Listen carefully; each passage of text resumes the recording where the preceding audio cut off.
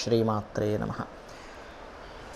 ఆ లలితాంబిక అమ్మవారి యొక్క అనుగ్రహం మీ అందరికీ కూడా పుష్కలంగా ఉండాలని మనస్ఫూర్తిగా కోరుకుంటూ, మనము ఉగాది మాసం నుంచి ప్రతి 4 నెలలకు ఒకసారి ఏం చెప్పుకుంటాం, ఉగాది నుంచి ఈ యొక్క కాందాయ ఫలం అనేటువంటిది ఉంటుంది పంచాంగంలో. ఈ పంచాంగంలో కాందాయ ఫలం గురించి తెలుసుకుంటాం.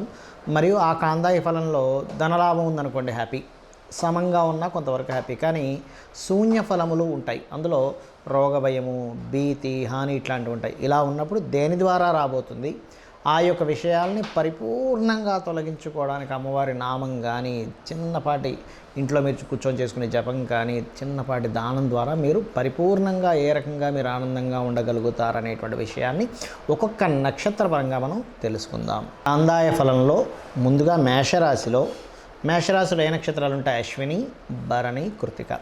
అశ్విని నక్షత్రానికి వచ్చినటువంటి కాందాయ ఫలం ఏమొచ్చింది, ఇక్కడ ఏమొస్తే ఏమి చేసుకొని దాన్ని అభివృద్ధి చేసుకోవాలనేటువంటి విషయాలు మనం ఒక్కొక్క నక్షత్రంగా తెలుసుకున్నట్లయితే, అశ్విని నక్షత్రానికి కాందాయ ఫలంలో 2 సంఖ్య వచ్చింది. 2 అంటే ఏమిటి? సమఫలము.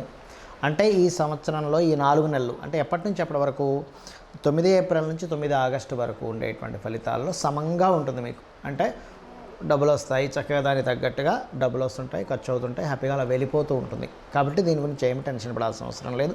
కాస్త మీకు అశ్విని నక్షత్రం అని ఇంకొంచెం మీకు పెరగాలి అంటే అశ్విని దేవతల్ని, గణపతిని ఆరాధించండి, ఎందుకంటే నక్షత్ర ఫలితం ఉంటుంది కాబట్టి. అదేవిధంగా భరణి నక్షత్రానికి శుక్రుడు అధిపతి. మీకు ఈ భరణి నక్షత్రం వీరికి ధనలాభం బ్రహ్మాండంగా ఉంది. అంటే భరణి నక్షత్రంలో పుట్టారంటే ఈ 4 నెలలు కాందాయ ఫలం చక్కటి ధనలాభాన్ని ఇస్తుంది. టెన్షన్ పడకండి. ఇంకా మీకు ధనపరంగా ఇంకా బాగుండాలి అంటే 12లో రాహు, 2లో గురువు ఉన్నాడు. ఇప్పుడు విదేశీ సంబంధంగా ధనపరమైనటువంటి ప్రయత్నాలు చేయండి ఆన్లైన్ త్రూగా. అంటే ఆన్లైన్ అనగానే అందరూ ఏదో ఈ ప్యాకెట్లు లేకపోతే ఈ క్యాజినోలు అనుకుంటారు, అది కాదు, దయచేసి అది అనుకోకండి. ఆన్లైన్లో చేసేటువంటి వ్యాపారాలు కొన్ని వేల లక్షలు ఉంటాయి వాటిల్లో.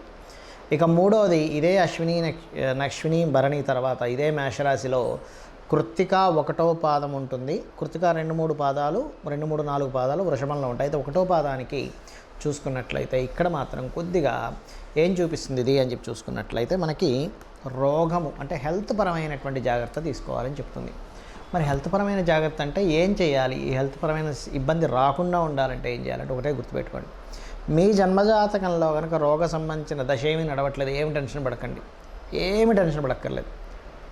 అదేదో ఎలా అయిపోతుందంటే ఆ దోషం ఎలా పోద్దో చెప్తానండి, మీకు గమ్మత్తుగా ఉంటుంది. ఎలా అంటే ఎవరో మీకు తెలిసినటువంటి వ్యక్తి ఎవరో హాస్పిటల్లో వాళ్ళని చూడడానికి వీళ్ళు వచ్చేస్తారు, ఆ రూపంలో దోషం పోతుంది గోచారంలో ఉండే ఫలితాల్లో. ఈ కాందాయ ఫలంలో మీ జన్మజాతకంలో కనుక రోగ సంబంధించిన ఫలితం నడుస్తుందండి, ఈ మధ్యకాలంలో నిజంగా నేను చాలా మటుకు హెల్త్ పరంగా ఇబ్బంది పడుతున్నాను అనుకునేటువంటి వారికి మాత్రం ఒక చిన్న రెమెడీ చెప్తాను. దాని ద్వారా అమ్మవారు ఇలా తీసేసినట్టుగా అయిపోతుంది మీకు ఆ రోగ సంబంధించిన. ఏమిటది? ఉలవలు ఉంటాయి, చక్కగా ఉలవలు తీసుకోండి, 1 కేజీ ఉలవలు, దాంతోపాటు రంగుల వస్త్రం దానంగా ఇవ్వండి. ఒకటి.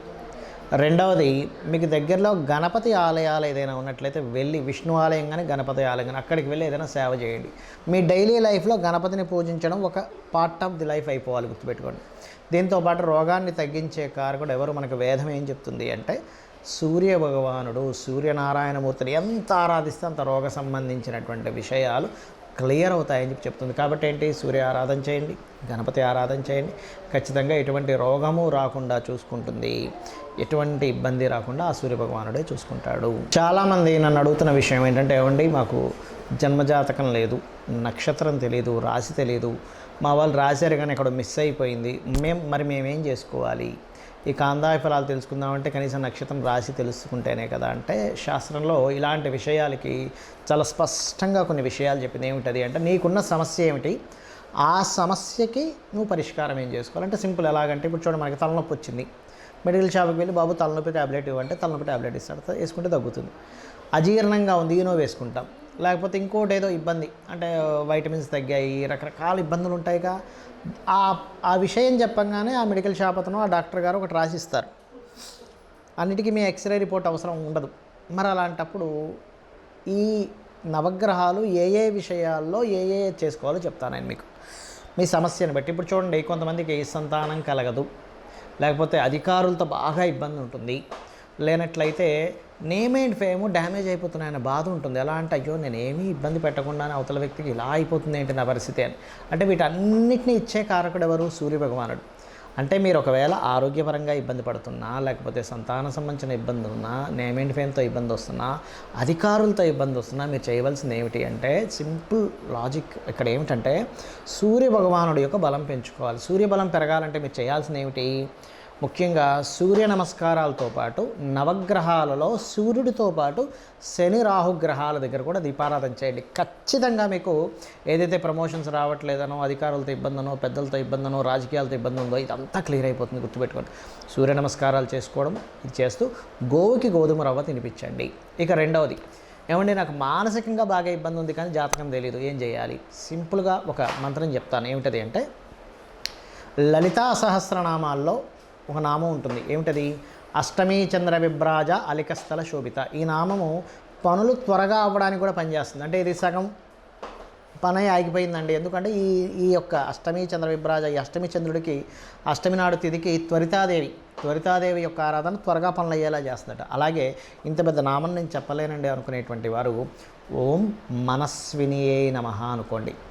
పాలతో కానీ, తేనెతో కానీ, పెరుగుతో కానీ, చక్కెరతో కానీ, నీటితో కానీ బిల్వపత్రం వేసి మీరు కనుక శివునికి అభిషేకం చేశారా, అసలు మనసు ఎందుకు బాధపడాలి, నేను ఎందుకు బాధపడుతున్నాను, నాకేం అవసరం అనేటువంటిది ఒక ధీమా మీలో వచ్చేస్తుంది. చక్కగా మీరు అసలు ఎంతో హ్యాపీగా ఉంటారు ఈ పని కనుక మీరు చేయగలిగితే. అలాగే ప్రయాణాల్లో ఇబ్బంది ఉన్న, మదర్కి హెల్త్ ప్రాబ్లం వచ్చినా, అనవసరంగా బ్రీతింగ్ ప్రాబ్లమ్స్ ఉన్నా కూడా ఈ రెమెడీ చేసుకోవచ్చు ఈ చంద్రుడికి సంబంధించినటువంటిది. అలాగే చంద్రగ్రహం దగ్గర దీపారాధన చేయండి. వీలైతే పౌర్ణమి లేదా అమావాస్యలకి, అంటే శాస్త్రంలో చెప్పినటువంటిది పౌర్ణమి, అమావాస్య, చతుర్థి, అష్టమి, నవమి నాడు గనక లలితా సహస్రనామం గనక చేసినట్లయితే కూడా మీ మనసు స్థిమితంగా ఉంటుందని శాస్త్రం చెప్పింది. ఇక మూడోది చెప్తాను నేను మీకు ఇక్కడ. ఏమిటది అంటే కొంతమందికి చూడండి ప్రతిదీ గొడవ అయిపోతుంటుంది. అబ్బాయి ఏమిటండి అసలు మాట్లాడితే గొడవ అయిపోతుంది అంటూ ఉంటారు. అలా మాట్లాడితే మీకు గొడవ అవుతుందంటే లలితా సహస్రనామాల్లో అద్భుతమైన నామం ఉంటుంది. ఏమిటది అంటే ఓం కర్పూర వీటికామోద సమాకర్ష దిగంతర.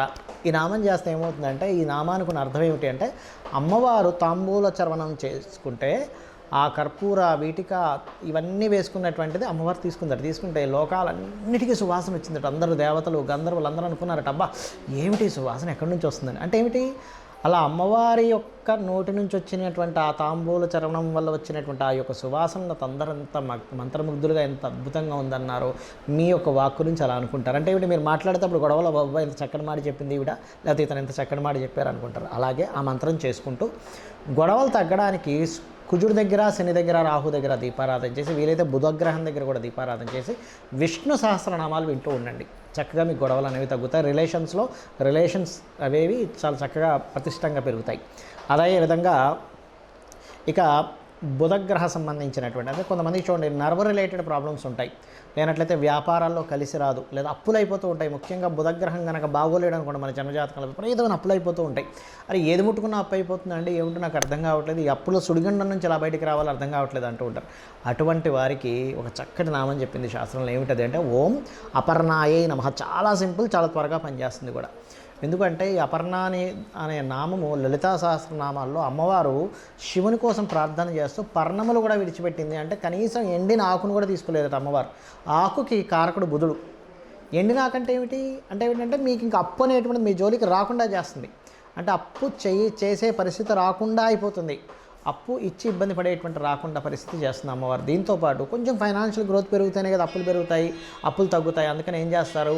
ఓం సంపత్కరీ సమారూఢ సింధుర వ్రజ సేవితాయి నమః చేసుకోండి, అన్ని విధాలు బాగుంటుంది. అదేవిధంగా ఇప్పుడు చూడండి కొంతమందికి సంతానం కలగదు, అప్పుడు దత్తాత్రేయుడు ఆరాధన చేయండి. గురుగ్రహం దగ్గర, శని రాహుగ్రహాల దగ్గర దీపారాధన చేయండి. అదేవిధంగా ఓం దిగంబర శ్రీపాదవల్లభ దిగంబరాయై నమః అనే నామస్మరణ చేయండి. ఖచ్చితంగా సంతాన అభివృద్ధి, గురువుల నుంచి వచ్చేటువంటి ప్రోత్సాహము, బ్యాంక్స్ నుంచి వచ్చేటువంటి ప్రోత్సాహము. మీరు దత్తాత్రేయుడు ఆరాధన ఏమిటంటే సృష్టి స్థితి లయకారకులైనటువంటి బ్రహ్మ విష్ణు మహేశ్వరుల యొక్క స్వరూపం. కాబట్టి మీకేమవుతుంది, ఏదైతే నేనేది ప్రారంభించలేకపోతున్నాను, నేనేది నడపలేకపోతున్నాను, నాకేది కంప్లీట్ అవ్వట్లేదు అనుకునేటువంటి ఆ యొక్క కర్మ ఏదైతే ఉందో ఆ కర్మ తొలగిపోతుంది. ఇక కొంతమందికి వివాహ సంబంధించిన విషయంలో దోషం ఉంటుంది. ఏమిటోనండి జాతకం బాగాలేదు అంటున్నారు, లేకపోతే జాతకం సంబంధించింది మాకు అర్థం కావట్లేదు, ఏం చేయాలో అర్థం కావట్లేదు. చాలా సింపుల్, శుక్ర కేతు గ్రహాల దగ్గర దీపారాధన చేస్తూ, వీలైతే శని గ్రహం దగ్గర కూడా దీపారాధన చేసి, మీకు స్త్రీలైతే శని రాహు దగ్గర కూడా దీపారాధన చేయండి కుజుడితో పాటు. పురుషులైతే శుక్రుడు, శని, కేతువు. స్త్రీలైతే కుజుడు, కేతువు, రాహు, శని కూడా. ఈ గ్రహాల దగ్గర దీపారాధన చేసి చక్కగా లలితా సహస్రనామాల్లో ఓం కామేశబద్ధ మాంగళ్య సూత్ర శోభిత కందరాయ నమః ఈ నామం చేసుకోండి చాలు. అమ్మవారు మీరు చేసే ప్రయత్నం, ఇంతకాలం చేసిన ప్రయత్నం ఒకటి, ఈ నామం చదువుకుంటూ చేసే ప్రయత్నం ఒకటి గుర్తుపెట్టుకోండి, ఖచ్చితంగా ఫలితం ఉంటుంది.